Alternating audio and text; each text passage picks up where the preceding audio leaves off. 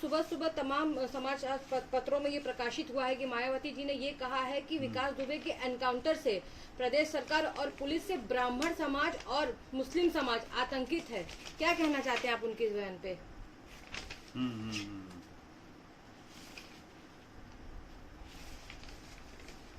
देखिए,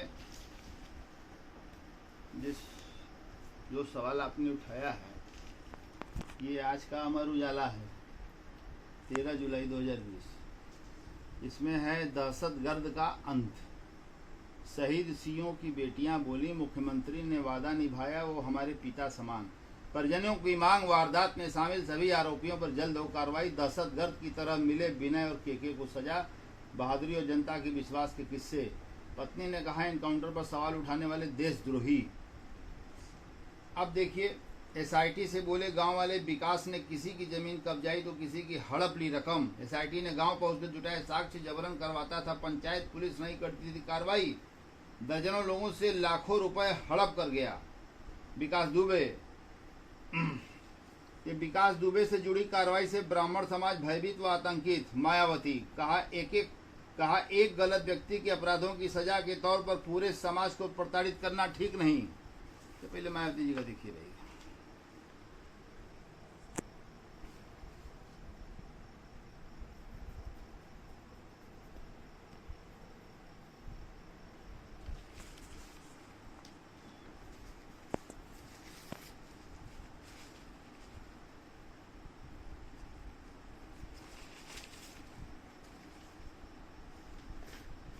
दूसरा,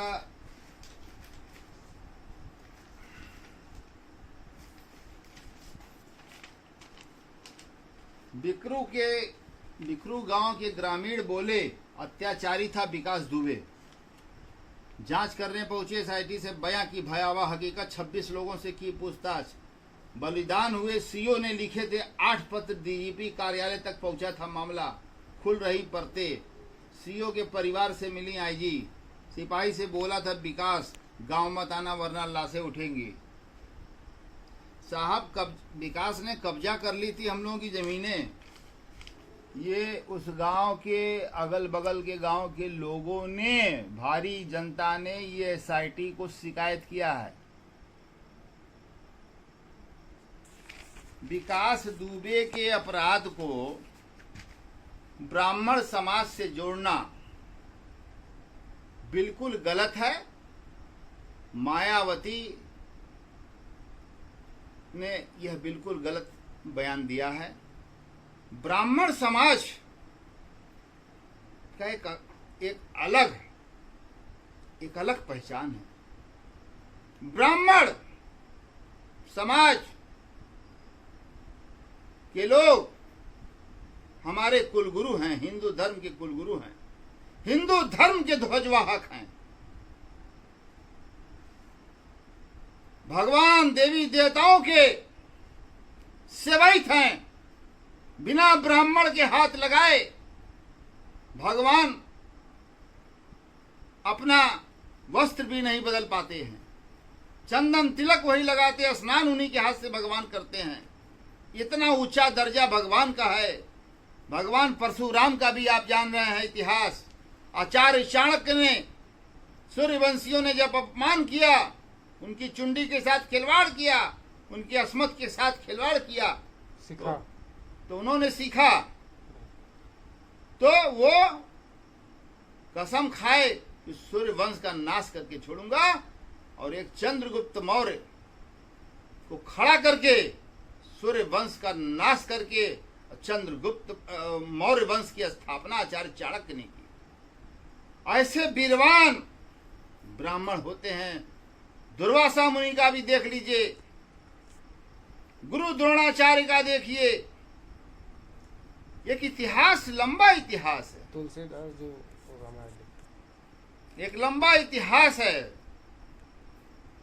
कि ब्राह्मण जो है वो शिक्षा देता है, दीक्षा देता है, आशीर्वाद देता है। ब्राह्मण भगवान की सेवा में लीन रहता है। ब्राह्मण कथा, संस्कार, जीवनी, अमरनी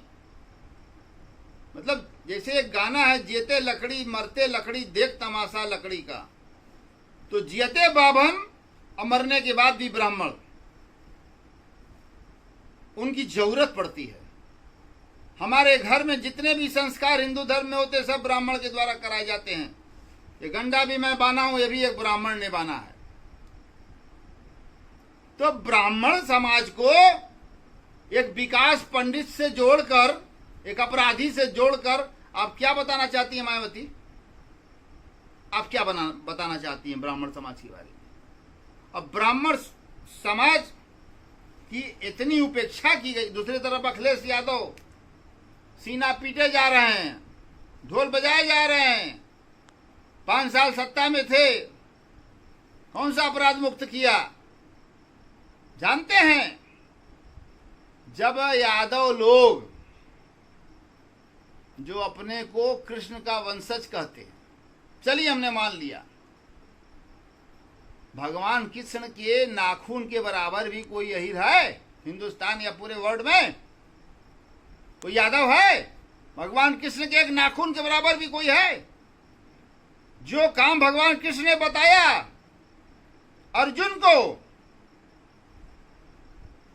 गीता का उपदेश देकर, गीता का उपदेश 10, 20, 50 पन्ने का नहीं, है ग्रंथ है।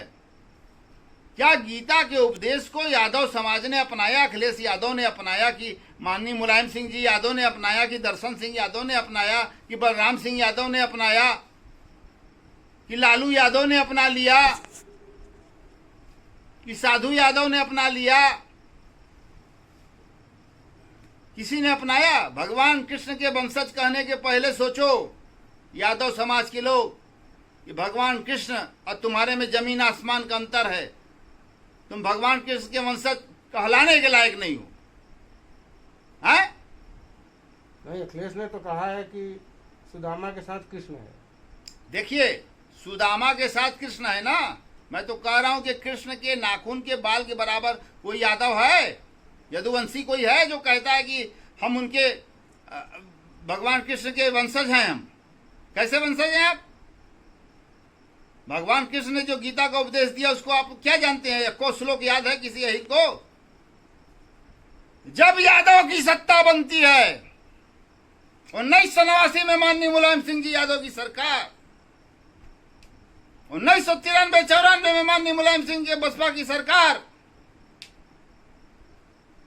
लगातार फिर अखिलेश यादव की सरकार, जब जब यादव का सरकार होता है, जब जब यादव की सरकार होती है, जब यादव की सरकार बनती है, तो यादव दूध मलाई खाना बंद कर देते हैं, भैंस भी दूना बंद कर देते हैं। दूसरे बिरादरी के आदमी को कहते हैं कि हमारा 200 गैया 200 भैंस देते हैं।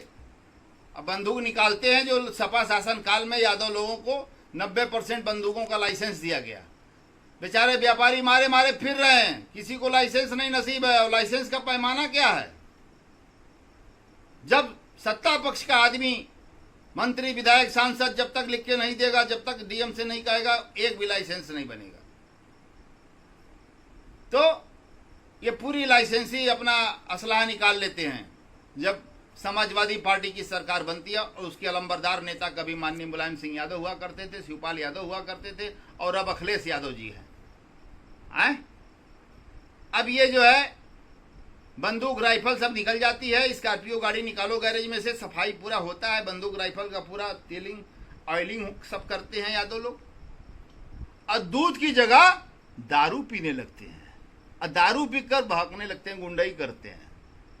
दरोगा को दरोगा नहीं समझते, इंस्पेक्टर को इंस्पेक्टर नहीं, क्या सीओ क्या आईपीएस क्या एसपी और क्या डीएम है, जो भी है वो समाजवादी पार्टी का सीएम है। भारे अखिलेश यादव जी, ये बिरादरीवाद बहुत बड़ा जहर है। और बिरादरीवाद सपा और बसपा के अंदर सबसे ज्यादा है। और उधर राष्ट्रीय जनता दल बनाए हैं माननीय लालू यादव, चारा घोटाला में अंदर हैं, शुगर पेशेंट भी हो गए हैं सोचते सोचते। अजीब हाल है भाई। तो मैं कहना चाहता था कि ये मायावती बहुजन समाज पार्टी के अलंबरदार नेता स्वर्गीय बाबा साहब, बाबा और साहब भी, बाबा भी थे साहब भी थे, डॉक्टर भीमराव अंबेडकर संविधान सभा के अध्यक्ष, इन्होंने क्या किया था? ब्राह्मणों का अपमान। मैं बताना चाहता हूं, ये घटना है 1927 का। 1927 में मनु ब्राह्मण थे। अब पहले हम बताना चाहेंगे, मनु स्मृति के वास्तविक रचनाकार सुमति भार्गव हैं, भृगु गोत्र के थे। सर्वप्रथम भगवान मनु ने प्राणियों के हित के लिए 1 लाख श्लोक की रचना कर नारद को प्रदान किया। मनु स्मृति हिंदू धर्म का प्राचीन धर्मशास्त्र है। मनु स्मृति को 25 दिसंबर 1927 को मनु स्मृति दहन दिवस मनाया जाता है। 25 दिसंबर को मनु स्मृति दहन दिवस। दहन किसने, और आपको बताना चाहते हैं, महाभारत काल में, महाभारत में 8 मनु थे। और श्वेतवाराह कल्प में 14 मनुओं का उल्लेख है। क्या है 14 में? स्वयंभू मनु, सबरोचिसा मनु, उत्तमा मनु, तापसा मनु, रैवाता मनु, चक्षुषा मनु, वैवस्वत मनु, स्वामी मनु, दशा स्वामी मनु, ब्रह्म स्वर्णी मनु, धर्म स्वर्णी मनु, रुद्रवर्णी स्वर्णी मनु, देव स्वर्णी मनु, सर्वणी मनु, सीता जी वाल्मीकि ऋषि और दुर्वासा मुनि, ये सब इतिहास रहा है। अब बताइए, मनु से ही सृष्टि की रचना हुई है। मनु और शत्रुपा, यही 2 लोग ईश्वर ने भेजा नीचे जमीन पर, और इससे हम हिंदू समाज की, हिंदुओं की इन्होंने रचनाकार थे। इन्होंने हमें पैदा किया, हम इनके ये हमारे पुरखे हैं। और क्या किया मनु जी का? मान्यवर अंबेडकर जी ने डॉक्टर भीमराव अंबेडकर, मनु स्मृति को डॉक्टर भीमराव अंबेडकर ने 25 दिसंबर 1987 को मनु शत्रुपा सनातन समाज की सृष्टि रचयिता थे। और महातालाब के पास 6x6 का गड्ढा खोदकर उसमें लकड़ी डालकर और जलाकर, और मनु स्मृति उसमें डाल के एक पन्ना फाड़ फाड़ के जलाया गया। और एक तरफ बैनर, 3 बैनर लगे थे मनु दहन के, तीनों तरफ 3 बैनर लगे थे। एक तरफ लिखा था मनु स्मृति दहन स्थल, छुआछूत का नाश हो, और दूसरी तरफ लिखा था कि मनु स्मृति अपर कास्ट को दहन करो, अपर कास्ट को दहन करो। डॉक्टर भीमराव अंबेडकर की देखिए जरा हाल, मनु स्मृति भी जला रहे हैं और कह रहे हैं अपर कास्ट को दहन करो। अगर आप अपर कास्ट को दहन कराएंगे तो क्या अपर कास्ट के हाथ पर हाथ रख के बैठेगा? अपर कास्ट की देन थी पंडित जवाहरलाल नेहरू और लौह पुरुष सरदार वल्लभ भाई पटेल, महात्मा गांधी, अबुल कलाम आजाद साहब की देन थी, जो डॉक्टर अंबेडकर को देश का पहला कानून मंत्री बनाया। ये अपर कास्ट की देन थी, और अपर कास्ट को जला रहे हैं। दहन करो, मनु स्मृति जला रहे हैं। हिंदू समाज को क्या बताना चाह रहे थे डॉक्टर भीमराव अंबेडकर? हाँ, ऐसा आग लगाए कि आज तक जली रहा है। इसके बाद देखिए, इसके बाद आपके जब मनु स्मृति दहन करने के लिए कोई जमीन नहीं दे रहा था, तो एक फत्ते खान नाम का आदमी था, मुसलमान था, उसने जो है डॉक्टर भीमराव अंबेडकर को अपनी जमीन मुहैया कराई तालाब के किनारे कि आप इस पे जो है मनु स्मृति का दहन करिए और अपर कास्ट को भी दहन करिए। तो ये अपर कास्ट के सबसे बड़े विरोधी डॉक्टर भीमराव अंबेडकर, कांसीराम, मायावती, ये लोग हैं। और आज इनको बड़ी चिंता कर ली है। ब्राह्मण समाज क्या इनके बल बजी रहा है? ब्राह्मण समाज अपनी लड़ाई लड़ना नहीं जानता है। जरा छू कर देख ले ब्राह्मण समाज को सरकार, हिम्मत नहीं है। लेकिन विकास दुबे जैसा लोग, विकास दुबे जैसे क्रिमिनल, जो सब्जी वाले, ठेला वाले, खुमचा वाले, मूंगफली वालों से भी डेली तहबाजारी करवाता था, गुंडागर्दी, गुंडा टैक्स लेता था इतने गरीब लोगों से। राशन का दुकान भी उसी के लोगों के नाम से था, अगल बगल सुदूर गांव में। औरतों का मैंने टीवी पर सुना आज तक कि 3 महीना में 1 महीने का राशन देता था और 2 बार अंगूठा लगवा लेता था। इतना निकम्मा, इतना कमीना विकास दुबे था। मैं नहीं समझता हमारे देश, हमारे भारत के, हमारे ब्राह्मण समाज के लोग, जिनका गौरवान्वित इतिहास रहा है, जो कुल गुरु हैं, हमारे ध्वजवाहक हैं हिंदू धर्म के, मैं नहीं समझता कि वो विकास दुबे के मामले में कहीं से भी वो उनके अंदर रोष है, ऐसा नहीं है। और मायावती ये भड़का रही है। ब्राह्मण समाज विश्व गुरु रहा है, विश्व को दिशा दिया है ब्राह्मणों ने। ब्राह्मणों से ज़्यादा किसी ने पढ़ा नहीं, ब्राह्मणों से ज़्यादा किसी ने हिंदू शास्त्र विधि के बारे में जाना नहीं, ब्राह्मणों से ज़्यादा भगवान के बारे में किसी ने जाना नहीं, समझा नहीं। भगवान के अति निकटस्थ रहने वाली बिरादरी का नाम है ब्राह्मण समाज, जो ब्रह्म तक और ब्रह्मेश्वर, परम पिता परमेश्वर भी इनको कहा जाए तो अतिशयोक्ति नहीं होगी। और दूसरी तरफ लंदन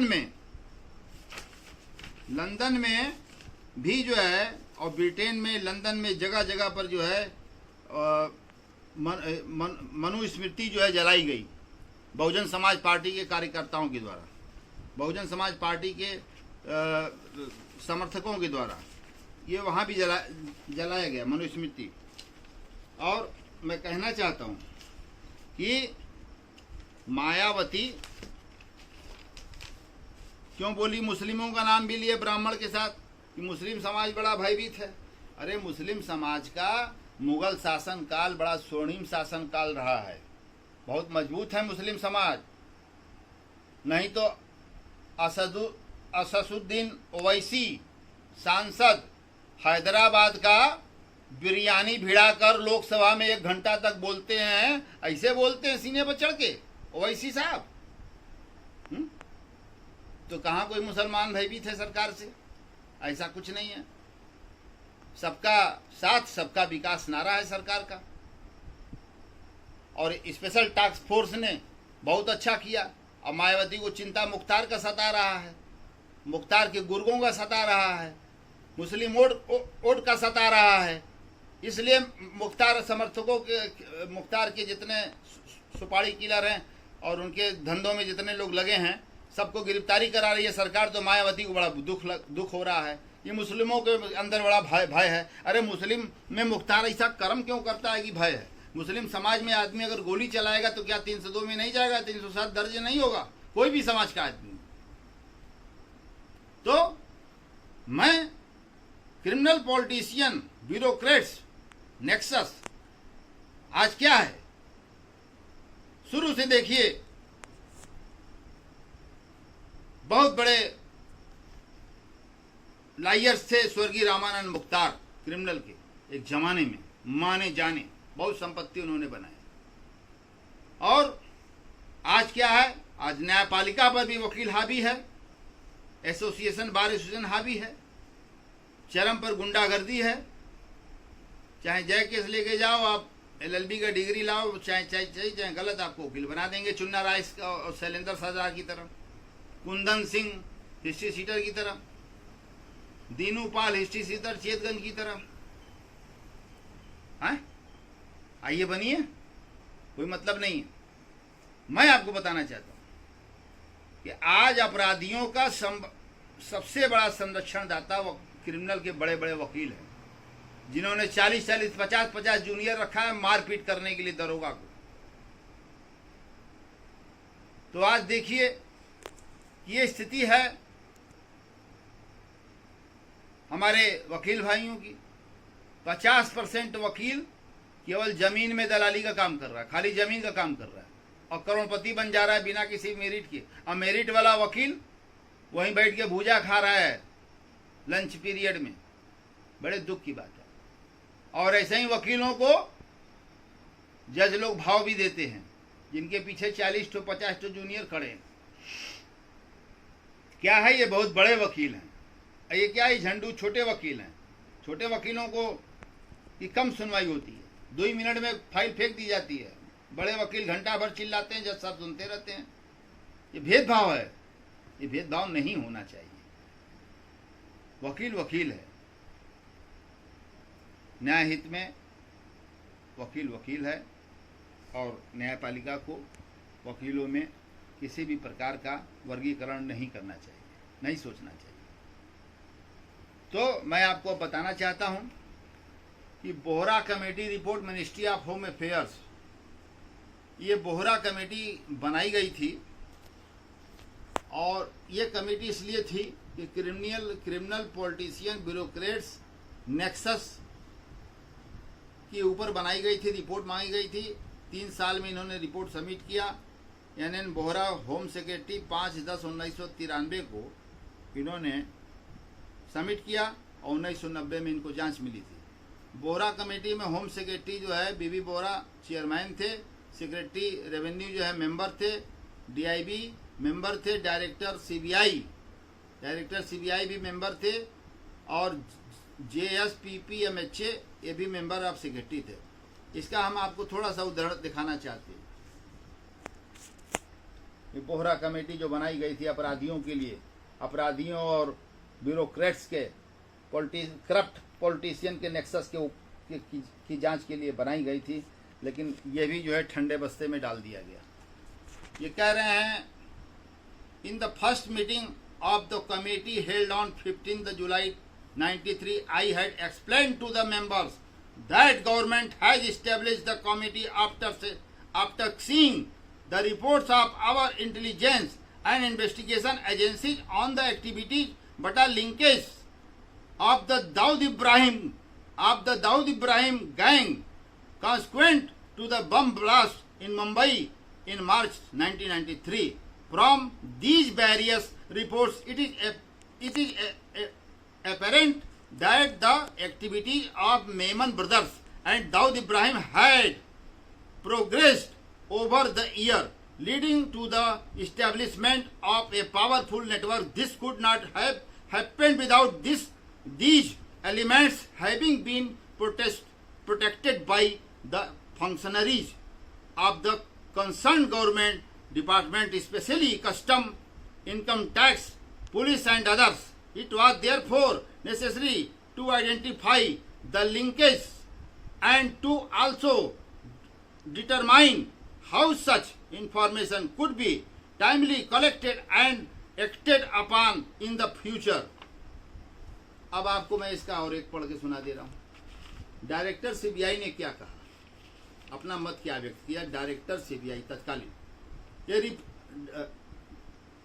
ये report on the nexus between the Bombay City Police and the Bombay Underworld was prepared by CBI in 1986. It would be useful to institute a fresh study by CBI on the basis of which appropriate administrative but legal measures could be initiated. An organized crime syndicate mafia generally commences its activities by indulging in petty crime at the local level, mostly relating the illicit distillation, gambling, organized satta and prosecution in the larger towns. In port towns, their activities involve smuggling and sale of imported goods and progressively graduate. तो ये यही कहा, to narcotics and drug trafficking in the bigger cities the main sources of the income relates to real estate. बड़े बड़े माफियाओं अपराधियों का जो इनकम का स्रोत है, सीबीआई डायरेक्टर कह रहे हैं, real estate, forcibly occupying lands, buildings, procuring such properties at cheap rates by forcing out the exciting occupants, tenants, etc. Over time, the money power thus acquired is used for building UP contacts with bureaucrats and politicians, and expansion of activities with impunity. The money power is used to develop a network of muscle power, which is also used by the politician during elections. इन बड़े बड़े माफियाओं को ये जो मंत्री नेता हैं, ये लोग जो है इनके मस्कल पावर का उपयोग जो है चुनाव में करते हैं, और इनके मस्कल पावर के बल पर, माफियाओं के बल पर चुनाव जीत जाते हैं। यह तो एक समय की बात है कि चुनाव जीत जाते हैं, लेकिन जब मस्कल्स पावर हो गया माफिया के पास, मंत्री के सरपरस्ती में जीकर और बड़े नेता के सरपरस्ती में जीकर, विधायक सांसद के साथ रहकर, तो वो फिर जब पैसा अर्न करने लगा मस्कल पावर से, माफिया गर्दी से, तमाम कोयला से, पीडब्ल्यूडी से, तमाम जमीन कब्जा से लेके, तमाम टेंडर से लेके, रेलवे के टेंडर से लेके और खनन से लेकर हर जगह से जब माफिया पैसा पाने लगता है, जब उसके पास पूरा घर भर जाता है दुबे जी की तरह, विकास दुबे की तरह, तो वो क्या करता है, वो सोचता है कि नेताजी के सहारे से हम कितना दिन बैठे रहेंगे, खुद नेता मंत्री हम क्यों ना बन जाएं, और उन्हीं नेताजी के खिलाफ वो लड़ जाता है चुनाव और जीत जाता है, पैसे और बाहुबल के बदौलत। पैसा पानी की तरह बहता है, दारू जो है पानी की तरह बहता है, और जो है मुर्गा का टांग जो है चारों तरफ वितरित किया जाता है, बकरों खड़ा बकरा काट काट के भेज दिया जाता है, और जनता को नगद भी दिया जाता है। जिस देश की जनता, सुन लीजिए ध्यान से, जिस देश की जनता के खून में भ्रष्टाचार पनप जाएगा, नेताओं के द्वारा जो ये सब बता रहे हैं खिला पिला के वोट लेना, उस देश में नेता चरित्रवान पैदा नहीं हो सकता, ये मेरा मानना है। यह अलग बात है कि माननीय नरेंद्र मोदी जो हमारे बनारस के लोकप्रिय सांसद और प्रधानमंत्री हैं, इनकी एक अलग छवि है, ये अलग बात है। शादी तक नहीं, मतलब इन्होंने एलोनलेस लाइफ जो है जी रहे हैं, और घर वालों ने जबरदस्ती शादी भी किया बचपन में, तो ये बेचारे छोड़ के जो है अमरनाथ बद्रीनाथ गुफा में चले गए। तो ऐसा व्यक्ति जो है वो ऐसा व्यक्ति जो है वह जो है चरित्रवान के रूप में जाना जाता है। वो बहुत ही 56 इंच का कलेजा है मोदी जी के पास, इसमें दो राय नहीं है, और विदेश नीति भी उनकी बहुत अच्छी है, और सरकार चलाने की क्षमता भी उनके अंदर है। लेकिन जब प्रशासक जो हैं, ब्यूरोक्रेट्स जो हैं, ये लोग जब नहीं कार्यान्वयन करेंगे ठीक से, तो कैसे देश चलेगा। और माफियावाद बढ़ रहा है, तो माफियावाद को ख़त्म किया जाए। हर जेल में, जितना जेल है हिंदुस्तान का, हर जेल में मैं समझता हूँ कि बहुत गरीबी की रेखा से नीचे जीवन यापन करने वाले जो कैदी हैं, उन्हीं के हाथ में मोबाइल नहीं है, बाकी हर जेल में 1,500 हजार मोबाइल रन कर रहा है। और उसके लिए जो है लगाया गया, जो है वो लगाया गया जेलों में जैमर लगा दिया गया। जैमर लगाने के बाद भी जेल के अधीक्षक और जेल सुपरिटेंडेंट, चाहे जितना बड़ा माफिया, और सब महीना हफ्ता देते हैं, मोबाइल चलाने का पैसा मिलता है उनको। वो क्या किए, जैमर का स्विच ऑफ कर दिया, जैमर खराब करवा के रख दिए हैं, जैमर फेल, और जैमर के पीछे अरबों रुपया सरकार का खर्चा करवा दिए जेल अधिकारी। तो जेल अधिकारियों के खिलाफ भी जो है कार्रवाई होनी चाहिए और जांच होनी चाहिए। मैंने तो नैनी जेल के तत्कालीन जेल अधीक्षक कामता सिंह बहुत अहिटता था, मैंने उसको गिरफ्तार कराया था विजिलेंस से, 35,000 रुपया घूस ले रहा था सिपाही भर्ती के नाम पर। बताइए, ये हाल है जेल के अधीक्षकों का। सब करोड़पति हैं, जेल के जितने अधीक्षक, डिप्टी जेलर, ये सब करोड़पति बन गए हैं। सब माफियाओं से पूरा जेल माफियावाद हो रहा है, पूरा जेल चला रहे हैं। जेल के अंदर अन्नू त्रिपाठी का मर्डर हो गया, जेल के अंदर मुन्ना बजंगी मारे गए, जेल के अंदर तमाम 1982 में सेंट्रल जेल में मर्डर हुआ कट्टन से। तमाम जो है जेल के अंदर ये सब चल रहा है। पूरा एकदम असलहा जो है लेके लोग माफिया बैठ रहा है, चाहे ब्रजेश सिंह हो, चाहे मुख्तार अंसारी हो, चाहे जो हो, और चाहे धनंजय सिंह हो, और चाहे विनीत सिंह। ये है एक नंबर का जो है लुटेरा विनीत सिंह, अपहरण करता। इतना अपहरण बनारस में किया कि कितने व्यापारी भाग गए छोड़ के अपना कल कारखाना जाके गुजरात में बसा लिए। इतना अपहरण करके रुपया दुआ, मायावती को रुपया दे दिया। मायावती को नंबर 2, नंबर 1 से कोई मतलब नहीं है। 25 मशीन रन करता है, धड़ाधड़ गिनाता है पैसा, बोरा में पैक होता है। जो भी आनंद अपने भाई आनंद को बोलते हैं इसको सल्टा दो, समेट के रखो। है मायावती का क्या पैमाना है, कौन सा कैरेक्टर है मायावती का? है पहले नसीमुद्दीन सिद्दीकी को मियावाद के नाम पर लगाई थी, और जब नसीमुद्दीन सिद्दीकी सटक गए तो फिर से मुख्तार को ले लिया और कहा ये तो दलितों के लिए गोली चलाता है। अरे मायावती, तुम बहुत गिर चुकी हो, बहुत गिरी हुई महिला हो चुकी हो। तुम्हारा कोई धर्म, ईमान, मजहब, भाषा कुछ नहीं है। अब मैं तेरे बहुजन समाज पार्टी के करोड़, 10 करोड़, 50 करोड़ कार्यकर्ताओं से डरने वाला नहीं हूँ। अकेला भिड़ूंगा, अकेला मैं तैयार हूँ। तो मैं एकला चलो रे के सिद्धांत को प्रतिपादित करता हूँ। जो आदमी अपने पीछे भीड़ देखकर बोलता हो, उससे बड़ा नपुंसक कौन हो सकता है? मैं मर्द हूँ, मैं अपने आगे सिर्फ देखता हूँ, मैं अपने को देखता हूँ, और अपने जो आराध्य देव हैं उनकी पूजा करता हूँ, उनका स्मरण करता हूँ, और गरीबों को, जो गरीबी की रेखा से नीचे जीवन यापन करने वाले, उनका आशीर्वाद लेता हूँ, और उनके आशीर्वाद की बदौलत मैं जाना और पहचाना जाता हूँ। मैं अपनी वाणी को विराम देने से पहले मायावती के इस वक्तव्य की मैं कड़ी निंदा करता हूँ कि ब्राह्मण समाज का ये अपमान है। अब ब्राह्मण समाज का अपमान करने से बाज आए, और ब्राह्मण समाज इस बात पर विचार करे कि डॉक्टर भीमराव अंबेडकर ने मनु स्मृति को कितनी बार यहाँ से लेके ब्रिटेन से लेके लंदन तक जलाया और जलवाया, और उसी जो है डॉक्टर भीमराव अंबेडकर बहुजन समाज पार्टी के अलंबरदार जो है प्रेरणा स्रोत बने हुए हैं। तो मैं अपनी बातों को समाप्त करते हुए मैं सिर्फ यही कहना चाहता हूँ कि ब्राह्मण जो हमारे कुल गुरु हैं, ब्राह्मणों की जय हो। विकास दुबे जिसे ब्राह्मण की मैं बात नहीं करता, जो जय हो। सत्यमेव जयते, न्यायपालिका जिंदाबाद, और न्यायपालिका जिंदाबाद। देश का संविधान की जय हो, देश के जवान की जय हो, देश के किसान की जय हो, देश के नौजवान की जय हो। बहुत बहुत धन्यवाद आप लोगों को ये सवाल उठाने के लिए। बहुत बहुत धन्यवाद, आभारी हूँ आप लोगों का।